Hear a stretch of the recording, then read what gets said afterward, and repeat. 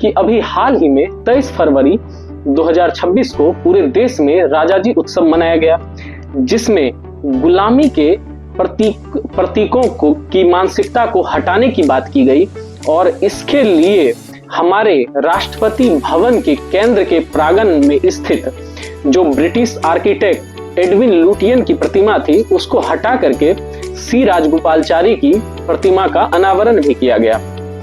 अब हम लोग जानेंगे राजाजी महोत्सव मनाने का क्या उद्देश्य था।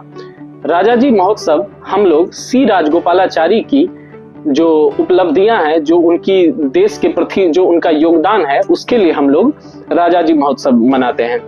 अब हम लोग संक्षिप्त में राजाजी के बारे में कुछ जानकारियां प्राप्त करेंगे।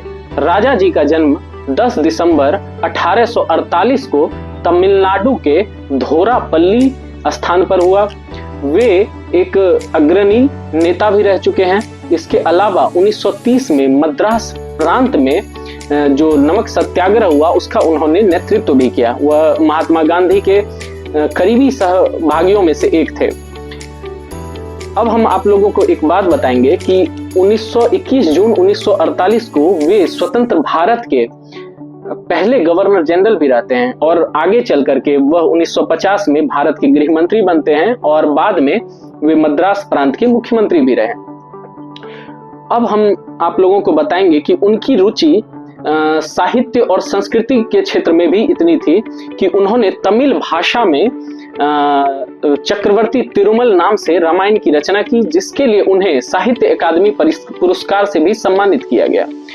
उन्होंने आगे चल करके महाभारत का भी अंग्रेजी में रूपांतरण किया। उनके सभी उपलब्धियों के कारण भारत सरकार के द्वारा 1954 में उन्हें भारत के सर्वोच्च नागरिक सम्मान भारत रत्न से सम्मानित किया गया।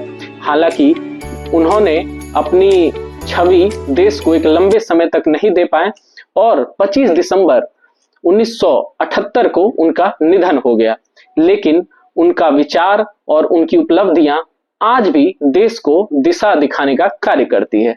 धन्यवाद।